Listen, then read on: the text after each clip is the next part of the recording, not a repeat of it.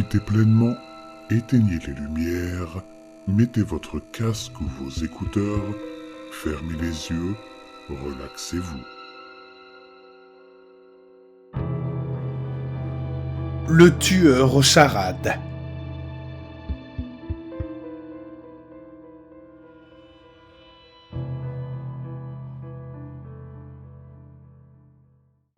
Cela faisait quelques mois que je suivais sa trace, et malgré tous les indices qu'il nous avait laissés, je sentais que nous étions encore loin de le coincer.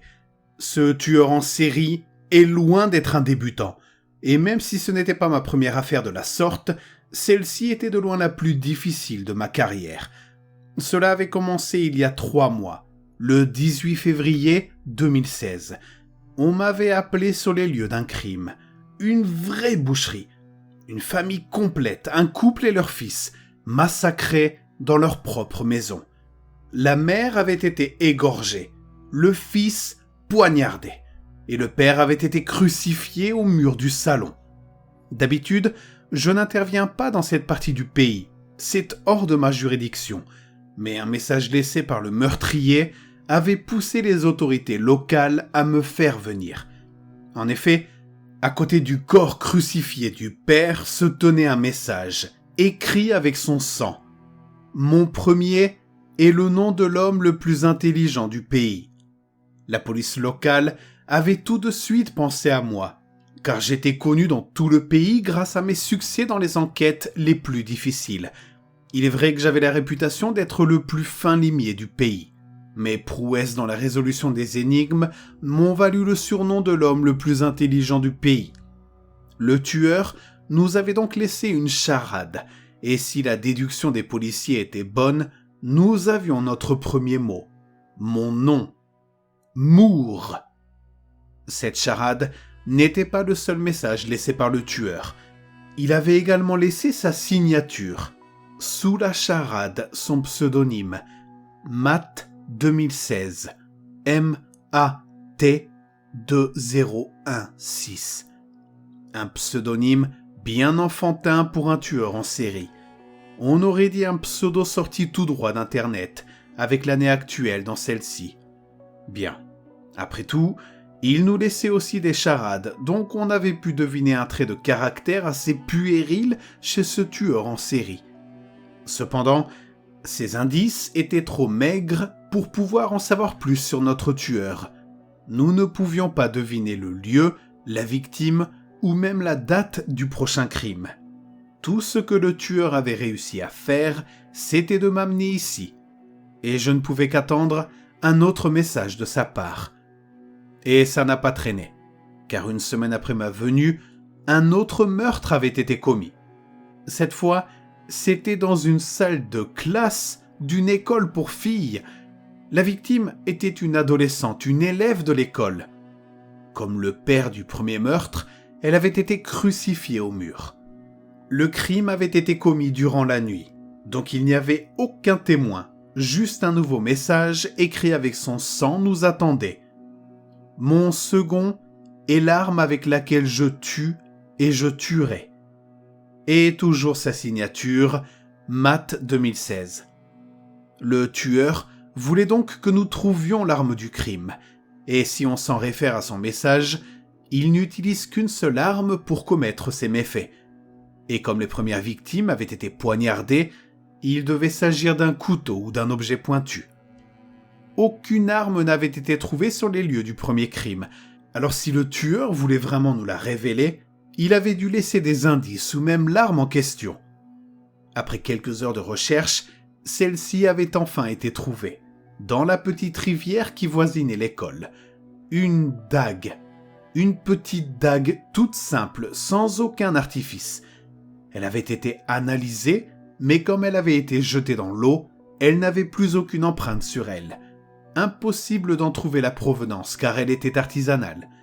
Encore une fois, nous n'avions aucun indice. Le tueur ne laissait ni empreinte, ni aucune autre preuve qui nous laisserait une piste. L'enquête piétinait. Et tout ce que nous pouvions faire, c'était de sensibiliser les habitants de la ville sur le danger que représentait ce tueur en série, afin qu'ils se protègent du mieux qu'ils peuvent et qu'ils évitent de sortir seuls la nuit. Malgré ça, un autre meurtre avait eu lieu. Cette fois, dans une église.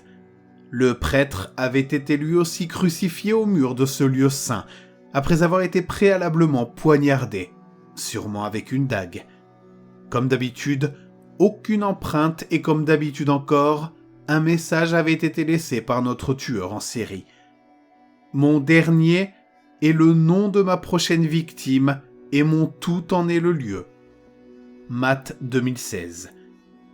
Cette fois, il y avait 2 messages en un, mais c'était curieux, car dans une charade, on ne dit pas mon dernier. Il aurait dû dire mon 3e.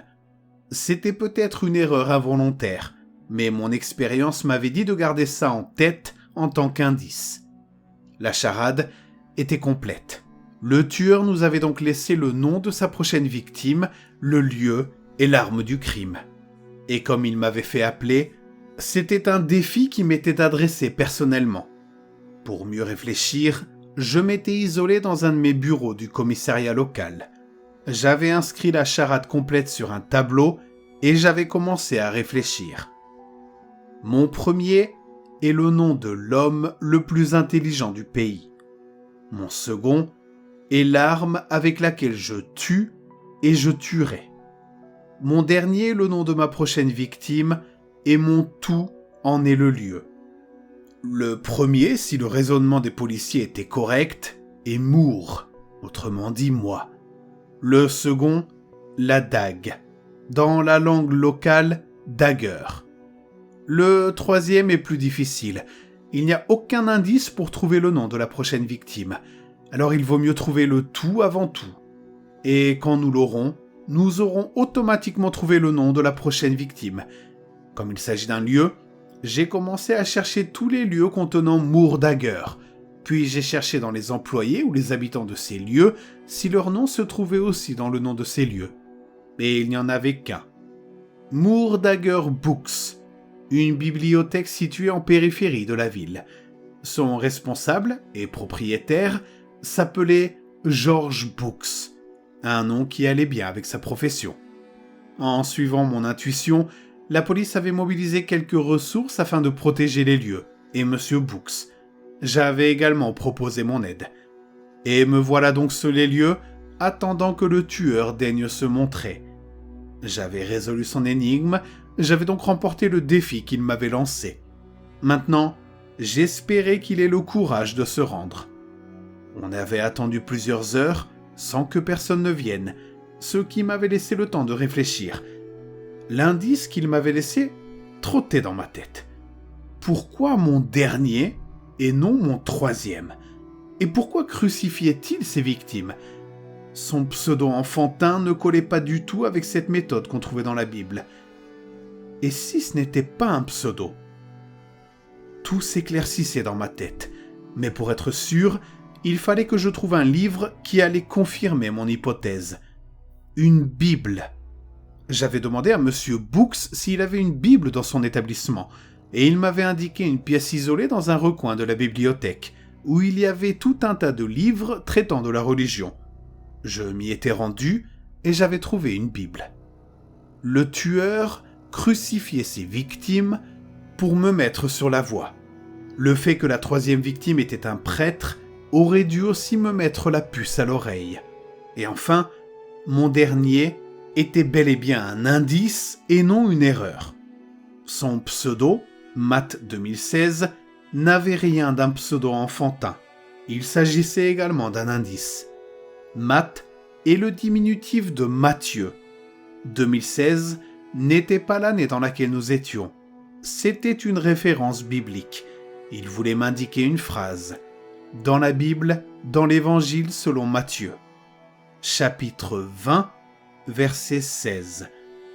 Ainsi, les derniers seront les premiers, et les premiers seront les derniers. C'est pour cela qu'il avait utilisé mon dernier et non mon troisième. Mon dernier est le nom de ma prochaine victime. Le dernier devient mon premier. Mon premier est le nom de l'homme le plus intelligent du pays. C'est moi. Je suis sa prochaine victime. Tout était calculé dans le but de m'attirer ici. Il fallait que je rejoigne les autres. Mais alors quand je me dirigeais vers la porte, celle-ci était ouverte. Monsieur Books était venu à ma rencontre. Alors que je me dirigeais vers lui pour l'avertir, il avait sorti une dague. Il affichait un sourire narquois. J'avais enfin trouvé notre tueur en série. Dommage, j'avais été moins malin que lui. L'homme le plus intelligent du pays, c'était lui. Le dernier était bel et bien le premier. Alors qu'il m'enfonçait sa dague dans le cœur, je lui soupirai à l'oreille « Bien joué ».